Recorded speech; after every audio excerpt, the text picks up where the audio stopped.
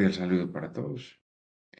Hoy queremos hablarles sobre este tema que creemos que es muy importante, dada la prevalencia de la migraña en nuestro país. ¿Qué hemos observado? Se los vamos a contar pues a continuación. Así que vamos a hablar de migrañas, de los patrones de tratamiento y de prescripciones potencialmente inapropiadas en el manejo de pacientes que tienen esta condición. Les mostraremos dos estudios que hemos realizado con nuestro grupo de investigación de patrones de utilización de antimigrañosos en Colombia y uno de prescripciones potencialmente inapropiadas de opioides en pacientes con migraña. El primer estudio, el de patrones de utilización de antimigrañosos en Colombia, lo publicamos en una revista que se llama International Clinic of Psychopharmacology y recogió información sobre cómo estaba siendo tratada la migraña y otro tipo de cefaleas en nuestro país. Así que, a modo de introducción, pues queremos hablar de que para el manejo de la migraña, pues se debe establecer la frecuencia de los episodios. Y eso definirá si el paciente recibirá tratamiento solo para los episodios agudos o si requiere de terapia específica para profilaxis, para prevenir que se presenten los ataques de migraña. Cuando el paciente tiene una migraña crónica, pues la intención del médico debe ser conseguir que disminuya el número de episodios y para eso se han utilizado diferentes medicamentos, por ejemplo, propranolol, otros beta-bloqueadores, algunos antiepilépticos, entre ellos ácido valproico, topiramato, quizá uno de los medicamentos mejor valorados para esta indicación, algunos antidepresivos, en especial los tricíclicos, también la toxina botulínica. Además, se acepta que en el manejo de los episodios agudos se empleen analgésicos no opioides como el acetaminofén o los antiinflamatorios no esteroideos por su función analgésica, que pueden ser útiles en los episodios leves o moderados. Y se pueden utilizar solos o combinados con triptanes en casos más graves o incluso en cuadros moderados. Así que planteamos como objetivo determinar los patrones de prescripción de medicamentos antimigrañosos sumado el uso de analgésicos y otros medicamentos profilácticos para el tratamiento de la migraña en una población colombiana. ¿Qué hicimos? Un estudio de corte transversal. Utilizamos la base de datos de Ubifarma, donde en ese momento existían alrededor de 6,5 millones de personas afiliadas al régimen contributivo del sistema de salud, en 5 aseguradoras del país, y buscamos específicamente en las fórmulas de esos pacientes aquellos que tuvieran el diagnóstico de migraña, de acuerdo a la clasificación internacional de las enfermedades, y que fueran atendidos en consulta médica para alguna de las patologías allí indicadas. ¿Sí? Entonces, identificamos los diagnósticos de cefaleas y migrañas, las variables sociodemográficas de esos pacientes, el tratamiento que estaban recibiendo, los medicamentos que estaban recibiendo y miramos incluso la dosis diaria definida, que es una unidad de medida que recomienda la Organización Mundial de la Salud para comparar con otras poblaciones y clasificamos los medicamentos en los que se emplean para episodios agudos, por ejemplo, AINES, acetaminofén, o si había uso de opioides o algún otro, y los que se utilizaban para la profilaxis, cualquiera de ellos. Ya hablamos de beta bloqueadores o de los antiepilépticos, la toxina botulínica o incluso funaricina, que es un calcio antagonista. También con medicaciones que estuvieran recibiendo estos pacientes para otras condiciones clínicas que tuvieran. Hicimos un análisis estadístico, un paquete estadístico estándar y obtuvimos el aval del Comité de Bioética de la Universidad Tecnológica de Pereira en una investigación que quedó clasificada como sin riesgo. ¿Qué encontramos? Entonces, lo primero, las características generales. Pues la edad media de sus pacientes alrededor de 37 años, más mujeres que hombres, 80 y casi 82%, en su mayoría tratados por médicos generales. Terapia monoterapia el 26%, en terapia combinada, eh, perdón, con comedicaciones el 30%, en profilaxis el 55% y recibieron manejo para episodios agudos del 86%. En diferentes ciudades del país, mm, principalmente Bogotá, Barranquilla, Cartagena, entre otros. Bueno, ¿qué observamos para el tratamiento de las crisis? Que el acetaminofén, seguido de los AINES, el naproxen fueron los analgésicos más utilizados, seguidos después de ergotamina y también de codeína. Esta tabla nos muestra esos resultados. Entonces aquí podemos ver que el acetaminofén fue utilizado en el 43, casi 44% de los pacientes con migraña. Los AINES, una proporción muy importante, especialmente el naproxen. ¿Sí? La ergotamina apareció en el 35% de los pacientes, pero también había usuarios de opioides, de acetaminofén, codeína, tramadol, incluso algunos pacientes con morfina. Y había un muy bajo uso de triptanes, 2 y pico % de pacientes que estaban recibiendo sumatriptán o naratriptán. En el caso de la profilaxis, fue llamativo que había un alto uso de flunaricina, 16% de los pacientes, pero también un importante uso de los antidepresivos. Diferentes antidepresivos estaban aquí, especialmente amitriptilina y fluoxetina. Y los antiepilépticos, ácido valproico, topiramato, una menor proporción de pacientes que recibieron betabloqueantes y una muy baja proporción de pacientes que recibieron toxina botulina. Así que, pues, entramos a la discusión y con ello llegamos al hecho de que la mayoría de los pacientes contaban con prescripciones para el manejo de las situaciones agudas de dolor, como pudimos ver, similar a otros estudios que se han hecho, y que los AINES y acetaminofén fueron los más prescritos para el manejo agudo de la migraña. Que la ergotamina sigue siendo ampliamente utilizada en nuestro país. Sin embargo, las guías internacionales ya no la recomiendan para el manejo rutinario de la migraña, dado que tiene una baja tolerabilidad, es un medicamento que se asocia con importantes efectos adversos, mientras que los triptanes son opciones más seguras e incluso más eficaces. Ya habíamos previamente publicado un estudio en una revista que se llama Neurología, haciéndonos la pregunta de si los médicos en Colombia sabían o no realmente utilizar y prescribir la ergotamina. Y nos encontramos que el 99,5% de todas las fórmulas que se hicieron en ese año eran inapropiadas. Los médicos en Colombia mandan ergotamina como si fuera para profilaxis, una cada día, una cada 12, cada 8 horas.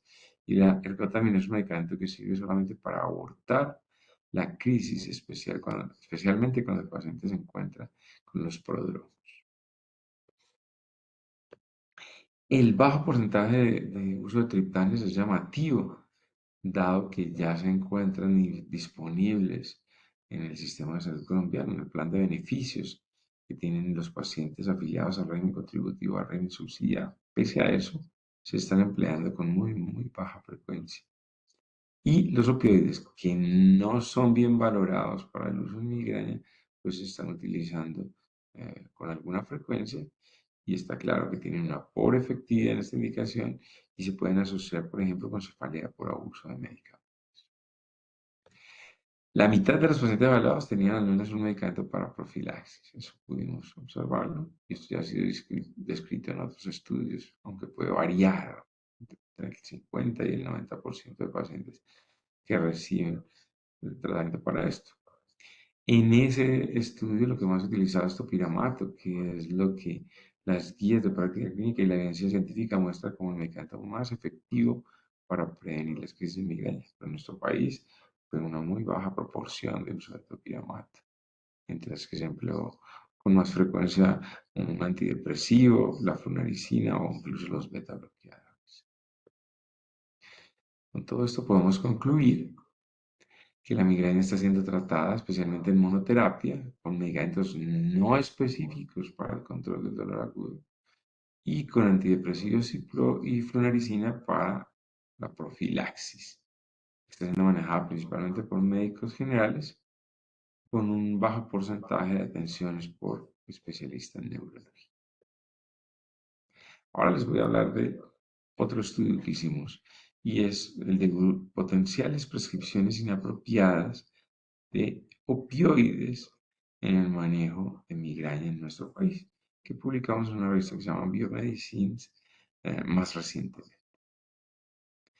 Recordemos que la Asociación Americana de Neurología plantea algunas recomendaciones específicas para el manejo de la migraña y proponen que cuando el paciente tiene crisis migrañosas se van a utilizar los AINES, los antiinflamatorios no esteroideos, incluyendo la aspirina, analgésicos no opioides, especialmente el acetaminofén, o combinaciones de analgésicos con cafeína, cuando se trata de crisis de leve a moderada intensidad. Pero cuando son de moderada a severa intensidad, propone que la mejor estrategia es el uso de triptanes. Otras revistas han publicado revisiones sistemáticas para el manejo de la migraña aguda y han observado que en muchos otros lugares existe también la tendencia a subutilizar triptanes, como ya lo habíamos visto en el estudio anterior, y de sobreutilizar opioides, especialmente en los servicios de urgencias. Estas dos conductas no están basadas en la evidencia. La evidencia dice que sí se deben utilizar los triptanes con mayor frecuencia y no emplear opioides.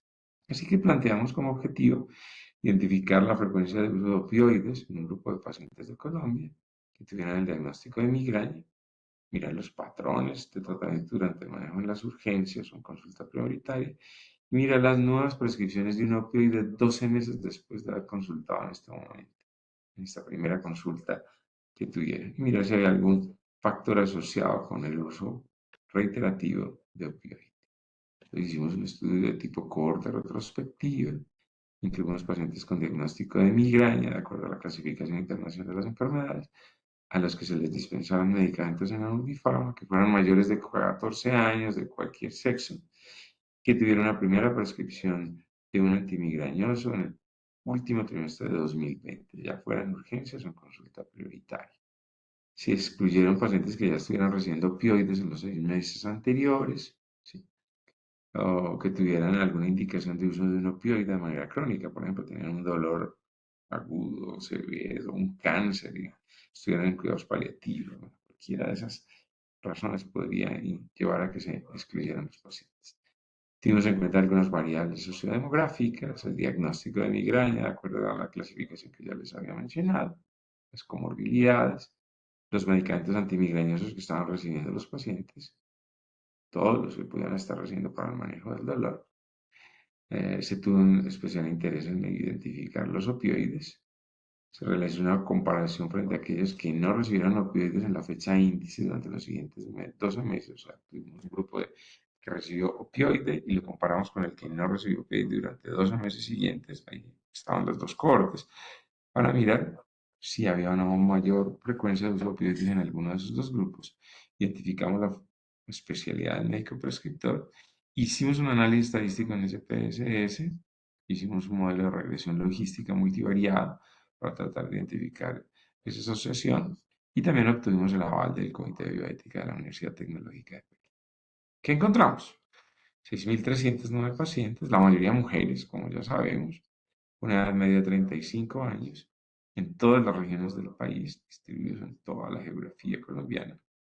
Esta primera tabla, pues aquí podemos resumir lo que ya les había mencionado, con los grupos etarios y los diagnósticos más importantes, de migraña inespecífica o migraña sin aura, como los dos más frecuentes, migraña con aura, menos del 10% de los pacientes. ¿Qué podemos identificar para el manejo de las crisis agudas? El uso de analgésicos no opioides, especialmente AINES y acetaminofén, en la mayoría de casos, naproxeno casi en el 29%, acetaminofén en el 15%, seguido de diclofenaco, algunos pacientes también con dipirona, pero aquí el uso de opioides, tramadol y acetaminofén con codeína también. En realidad, más del 20% de los pacientes recibieron algún opioide. Ergotamina en el 31% de los pacientes y los triptanes en 3 o 4%. Nuevamente un muy bajo uso de este grupo de medicamentos, pero una quinta parte de los pacientes están recibiendo un opioide que no es recomendado para. El seguimiento también permitió identificar que 1.437 pacientes, o sea, el 22%, recibieron un nuevo opioide durante los 12 siguientes meses posteriores a la fecha índice. Y de aquel grupo que recibió un primer opioide, un total de 413 volvieron a recibir otro en el año siguiente, inclusive. Mientras que con el grupo de los que no recibieron opioides, solo el 20,4% tuvo que recibir un opioide después. El análisis estadístico mostró que los ratios era de 1,81 un intervalo de confianza que muestre que esa asociación es significativa. El más utilizado también fue con codeína, el 75% de las veces, seguido de tramadol, 31, morfina, el 1.7, la meperidina y oxicodona. Y la especialidad del médico prescriptor fue principalmente de medicina general, con muy bajas prescripciones de otras especialidades. Y el análisis multivariado nos mostró que haber recibido esa primera prescripción de un opioide, ya en el logro de unos 65, pero también ir aumentando la edad, a medida que aumentaba la edad, y ser tratado en la región Caribe, se asocia con una mayor probabilidad de que el paciente volviera a recibir un opioide en los siguientes 12 meses. Digamos entonces la discusión. Las diferentes guías de práctica clínica y consensos de expertos que tratan en el manejo de episodios agudos de migraña recomiendan todos ellos evitar el uso de opioide como un analgésico. Sin embargo, ya vimos que fueron altamente prescritos en los pacientes de esta cohorte. ¿Sí? Hay una clara relación entre el uso de opioides y desenlaces negativos en los pacientes que sufren migraña. Por ejemplo, sobreuso, cronificación de la migraña.